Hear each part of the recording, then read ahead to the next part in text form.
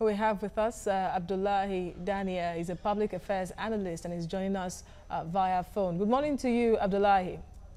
Good morning. My name is Tony Dania, actually, and I'm happy to be with you this morning. Thank you. And not forgetting Chris Wandu with us in the studio. Chris Wandu is also the coordinator of FRSC Celebrity Special Marshal. It's good to have you join us. Thank you very much for having me. Yeah. Thank you. Okay, let me start with you. Let me start with you, Abdullahi. The issue of safety on waterways has been Tony has been of great concern to Lagosians and Nigerians. All the while, since 2014 or 2015, numbers have been increasing as to boat mishaps and number of people who died, and nothing seemed to be happening. And this thing keeps going on. From your assessment, what is really responsible for this continuous boat mishaps in Lagos? Yes, NIMASA is in charge of safety on sea, and is the Nigeria equivalent of IMO. And I think they have been concentrating more on security instead of safety. Of course, security and safety go together. But safety, for instance, it is the law under IMO, the rules under IMO, that any passenger entering any boat must have a life jacket.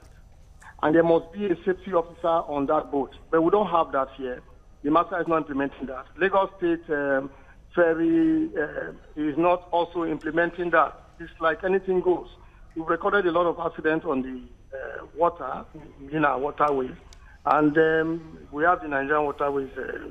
Even Lagos State have their own similar agency. They are not doing enough. They have the rules. The rules are there, but they are not implementing the rules. Any person can just take a boat and enter Lagos water and start carrying passengers. Anywhere, Liverpool, Apapa, Marina, Jetty, McQueen Jetty, that is that bridge, that links you between Babish Road, the road that takes you to Babish, and Onikon. There is a jetty there, Ikorodu Jetty, Maitu Jetty. You go there, it's as if there's nothing happening there. I think Lagos State cannot do all the business alone. They should outsource the maritime aspect, that is running ferry. Outsource it to private experts and let them handle it. Of course, you can supervise them. You understand? So I think that is the cause of the accident we've recorded. We've not recorded much accident on big vessels within our waters. No, they just want to comply with IMO regulation. The master supervises them very well and strictly. So the state government must be very strict. Ferry business is a very good business. It's an alternative to flying the road, and it can decongest traffic too. But we have few persons running it who are not. For you to be an expert in this aspect of maritime, you must be trained. And every aspect of maritime safety is sacrosanct. All right, we'll get to you in a bit, Tony. Stay with us. Let me come to you now, Chris. It's like Mike said earlier, it's almost the practice somehow now, sad. Not just in this topic we are looking at, but generally the fire brigade approach authorities, adopt in any situation, that you do not address a problem until it gets out of hand. I recall the last time we experienced this kind of mishap in Lagos. There were calls and there were some regulations made that passengers should wear life jackets and all that. But for this to happen again, it brings this to surface, the same issues not yet addressed. Yes, I quite agree with Tony on his assertions. I think the problem we seems to have is the regulatory agencies. Government agencies that are supposed to be regulating the waterways, especially within Lagos. And don't forget also that we have a running battle going on between the Lagos and the federal government on the issue of the waterway. But be that as it may be, Lagos got a favorable. Yeah, that's what I'm saying. Yes, the issue we're having is that nobody is regulating anybody. What's the state of most of those boats that are used?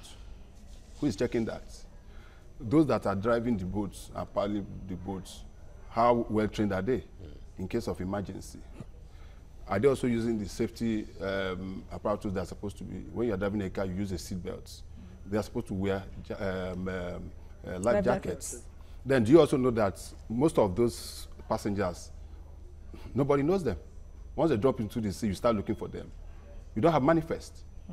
That was happening with the roads. On road safety, federal road safety came and said every vehicle, every transport, passenger vehicle or transport vehicle that is leaving any park, you have a manifest where the names of every passenger in that bus, we put down your name, your address, your phone numbers, the phone number of your next of kin, the name of your next of kin, in case of any emergency. That doesn't happen on our, and also, you also realize that most of those boats are overloaded.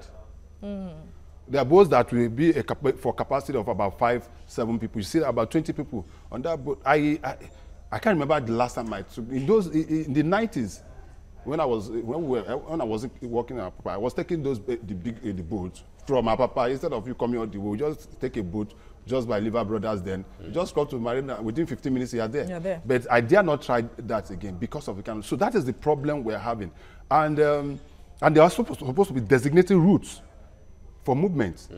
There's supposed to be some people policing and making sure that those guys are.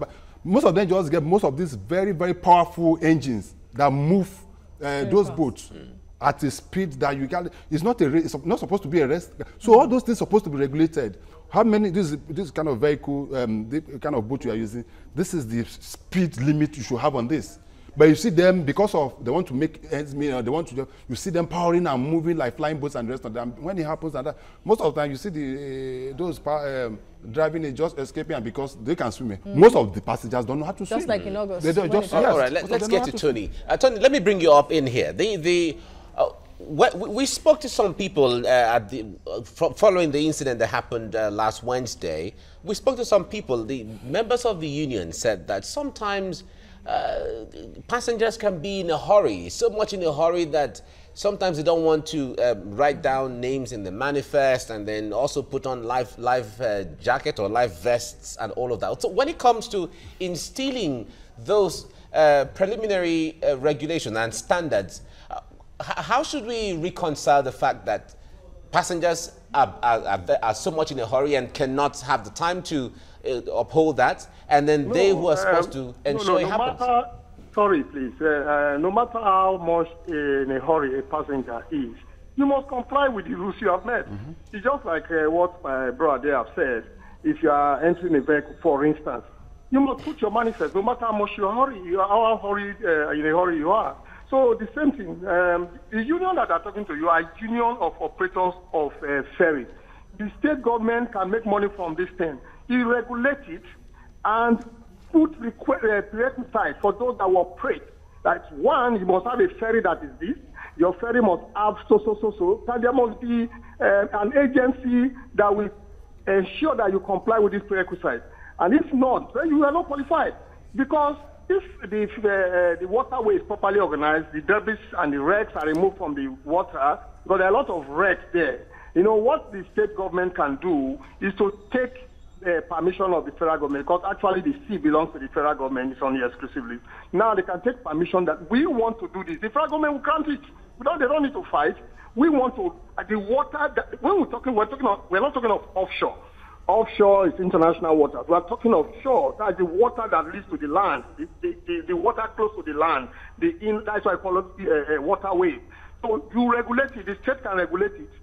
They can, bring the price down, encourage people to own ferries that are standard, that are qualified to operate, not the canoe that any person calls himself a captain or a driver, takes a canoe like the gentleman, the FRC, the road safety gentleman said, just put ping engine and start riding. And another thing again is that I noticed that we don't have, like what you have on the land, you can go to the petrol station and buy fuel, buy diesel. These boats, they use fuel, they use diesel. Where do they get their fuel from? They have to come back. So they are split. They are going to call stationary bunkering vessel that will stand like a petrol station, and they give these people fuel. And like we have, when you are going offshore, you see Navy, you see Marine Police, checking you, ensuring that you comply. NIMASA representatives are everywhere. we should have similar things. The only thing Lagos State needs to do is to take a permission. We should have such a thing. Even if you are in a hurry, you have to comply. If you know that you are going to miss the trip, if you don't comply, you must comply. So no matter how much a person, in fact, I am surprised at that kind of excuse. You can imagine the kind of people we have with respect in that union. How can I be bringing that as an excuse? It's like saying a passenger is in a hurry to catch a plane, so he will not put all his details down. He will not comply with the regulation to take a flight. A passenger is in a hurry to take a bus. Road safety have given a rules and regulation. He's so much in a hurry, he won't put it down. You carry the person, you run foul of the law, and you pay penalties for this. So the same thing should apply to the waterways. If we apply these things strictly, and I advise the government not to politicize this, they should get persons that are grounded in this area, set up an agency, and put these persons there, and allow these people to operate. You will see there will be safety. They also need to remove our water, the debris, the poisonous weed, and the wrecks that are inside the water, because sometimes these wrecks are sunk, they are inside, you might not know where they are, and it might spoil your ferry. So to operate ferry properly is just like saying you want the state government to do to the waterways what they have done to the road. They have brought a lot of buses. They have relieved commuters of a lot of things. They should do the same thing in the waterways, but they shouldn't run the business. There are experts. We have a lot of trained sailors and maritime persons that are just going up and down, no work, because we don't have places for them. The Lagos State should engage them, clear the waterways, make sure the rules are complied with, put football everywhere, checks. Where you go, you stop, there is somebody to check to confirm that you have complied. All right, Tony, we'll get to you in a bit. Stay with us. From what Tony just said about the need for the state government to clear the waterways of weeds and other debris, there have been situations that some of these operators are not even well experienced on one side, and then they're not even well trained in navigating their boats, in troubled waters like we have in Lagos, where they are not mapped out, like you said earlier, and then there are weeds and other stuff that could tip the boats easily. Yeah, exactly. Part of on the roads we have potholes, we have gullies, and the rest of them. On the waterway you have the weeds. Right. Okay. Which we call hyacinths. Water hyacinths. And they are very, very dangerous. And there's a difference between just being somebody that can paddle a boat and I can just use a boat and a passenger. There's a difference between a private car and a commercial vehicle. I've never driven a commercial vehicle in my life, but I've been driving for over 20 years. So by the time you bring a bus to me and give me and say, go and drive, the fact that I can drive doesn't mean I will be able to drive the bus. Or you say because, CKN, because you're a good driver, go and take a tanker and drive. It's not possible. You have to go through certain trainings. That's what I'm saying. Most of these guys that are driving, most of them are not even, they just begin like every other person, the normal boss kind of apprenticeship kind of thing. You have a bus driver, you have a conductor. The conductor helps to pack the bus. Don't worry, I'll pack it. You see, when the driver is not around. I want to eat, they say, "Bami park motor." Exactly. You not see him. Bami reverse, and he reverses, and the rest of them. You'll be trouble. Those are the trainings. Those are the trainings that they get. And after some time, they get just think that he's an expert. Someone courage. And the driver will be sick one day or he's not.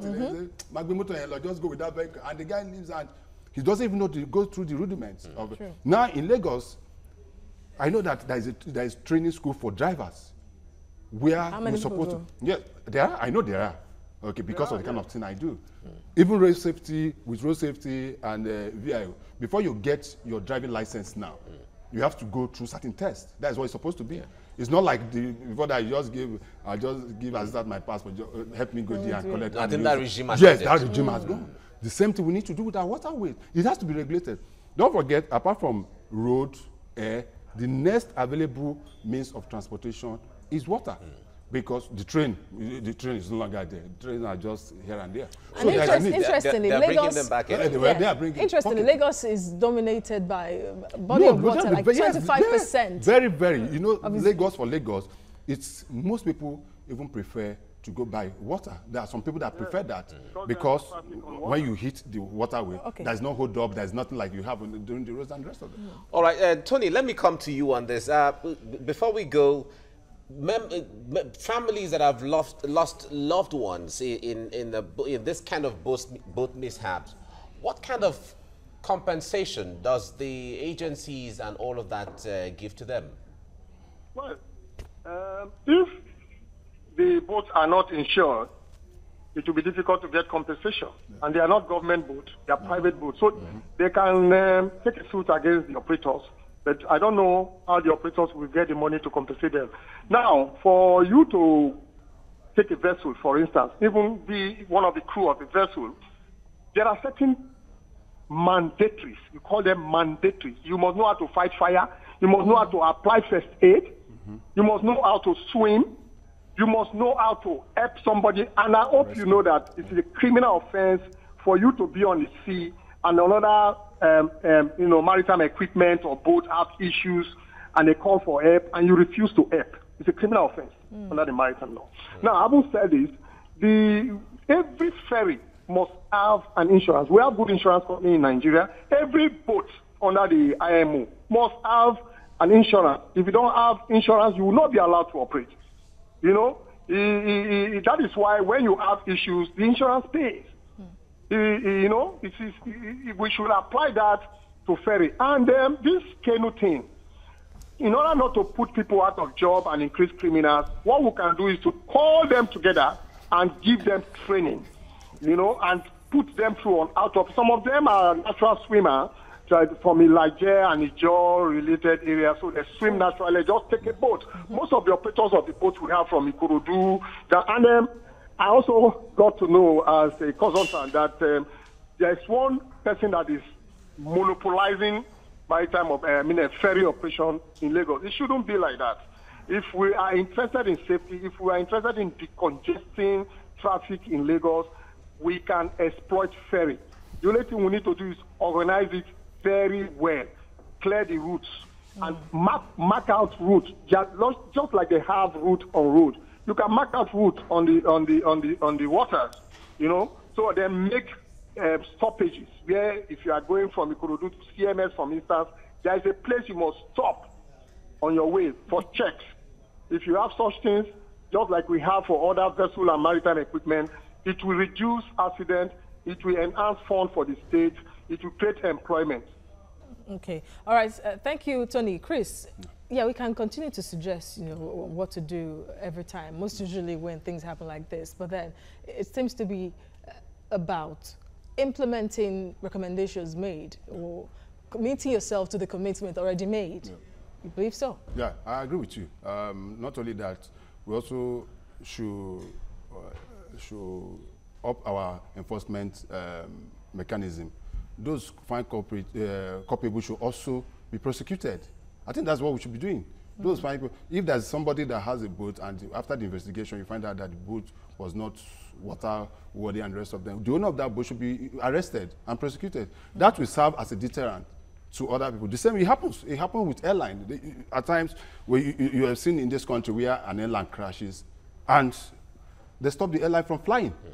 Understand? The same thing happened on road. There have been instances where enforcement have been, where some certain vehicles are noted for causing accident and they just impose. So the same thing, but it all boils down to the regulatory body. The regulatory body in Lagos should be able to do that. And also, a lot of enlightenment program should be embarked on by the regulatory body to tell people on what to do. All right.